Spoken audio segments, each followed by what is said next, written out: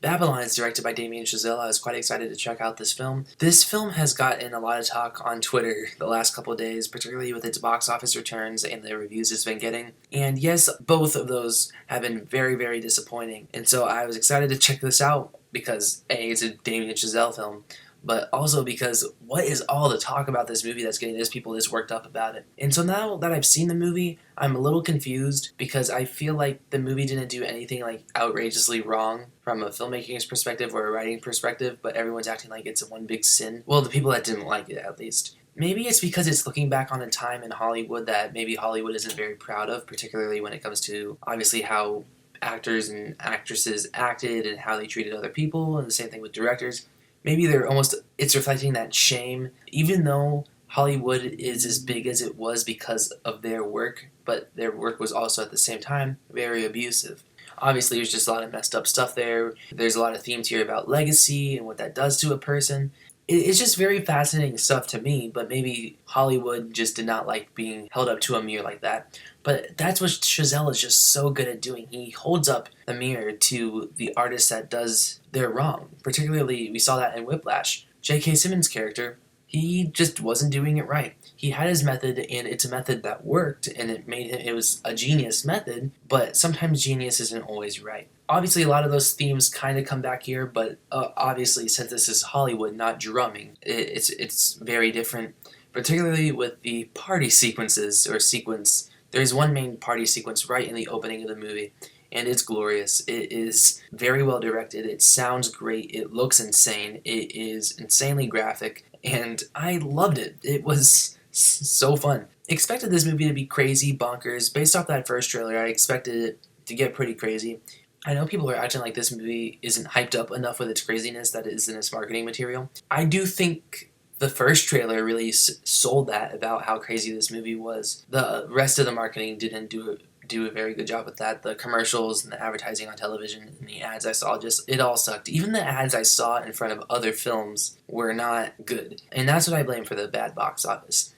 And I don't think there's any particular person behind the scenes, minus the people that control the marketing, failed at their job. I think the marketing to this movie just was horrible, and that's what I blame for that $3.5 million opening weekend, because that really is just a disaster of a box office return for this type of movie that has Margot Robbie and Brad Pitt and directed by Damien Chazelle. A lot of people are calling this movie very messy, and I disagree with that very strongly. I don't think it's messy. I think it's all over the place. I think it has a lot of things that it wants to do, a lot of things it wants to say. Obviously, it's 3 hours. There's a lot that needs to be covered, according to Chazelle. I don't think calling this movie messy is the right way of saying it all. Yes, I think ambitious is the word, and does all of it land? I think that just depends on the person. For me, I'd say about 95% of this movie landed for me, because I was engaged all 3 hours of this. Every second of this 3-hour runtime, I was engaged, I was on board. It did not feel like 3 hours to me. It did feel long, but it didn't feel like 3 hours long. The musical score, I don't remember the guy's name who did this, but I know he's done Whiplash and La La Land, and both of those are films with great scores, and he probably provided his best work here. This is a great sounding movie. It looks great. The presentation of it all is just insane as well. And I don't want to get too much into this movie because I also want to leave a lot of these scenes up to surprise, because there's a lot of scenes here that were just so much fun to watch. One of my favorite scenes is just them trying to get a scene right with sound, and everyone goes absolutely insane. Even though that's a scene that someone can call messy or out of place in this film, I think it really also just shows how crazy an artist can get when doing something like that, how people can treat others, and how that's just almost an inherently wrong thing to do on a set when you're working with people. Brad Pitt has a major role in this film. I know people are calling him a supporting actor, but I do think he's obviously one of the leads here. I think Diego Calva, Margot Robbie, and Brad Pitt are just the 3 leads of this. And the story that is told here from him is very dark. I'll just leave it at that. But his character story is something that really fascinated me, and something that happens all the time. There's one scene in here where Brad Pitt just gets this information dump by another character, and his reaction is just insane. The way he handled it, the acting he does in that scene is just incredible. And the monologue that this one character gives him is one of my favorite monologues of 2022. It was really, really well done. This movie just has so much charm, to the point where I just enjoyed it that much. There are so many scenes, yes, you can see it as useless. I think it's not a movie necessarily about story, it's about a message. Sadly, that message is not landing for quite a few people. For me, I got it, and I just had such a fun time with this movie. It's hard to talk about this movie because I don't want to get into particular beats in this film, particularly into the third act. I don't want to spoil much, and it's a really hard movie to talk about because it's 3 hours long. There's so much to talk about, but you don't know what to bring up because, like I said, the movie, even though I love the chaos I had to offer, like, there's so much there to talk about. I can't talk about everything. I can talk about the elements of the filmmaking and all. This isn't a movie focused on a story. It's focused on telling a point.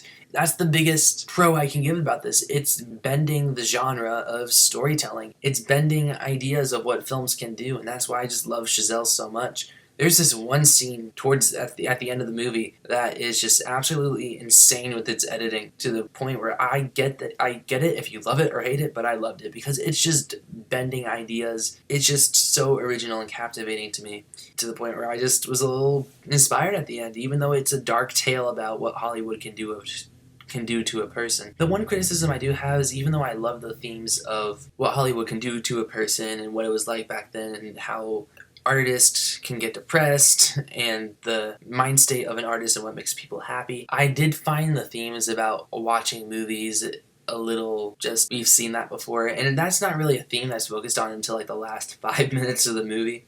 It's just, it felt very, okay, the movie can end.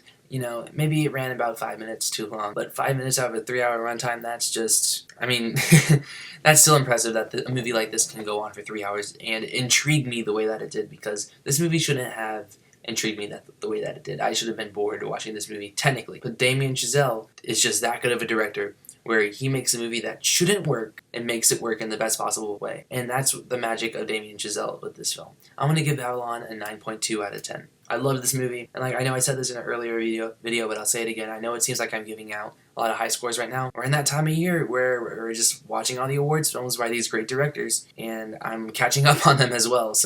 And I need to watch all these good movies before I do my top 10 of the year. And, I don't know if these movies are going to make my top 10 or not, and so I gotta watch them. Some won't, some will. We'll see. I'm just excited to watch movies, obviously, because look at my channel. So yeah. Anyways, comment down below what you guys thought of Babylon, if you guys checked it out. If you didn't check it out, tell me why, I'm curious. And if it was the mixed reviews, my response to that is just give the movie a try anyway, because it's really just a 50-50 shot. So yeah, like, share, subscribe, and stuff like that, and adios.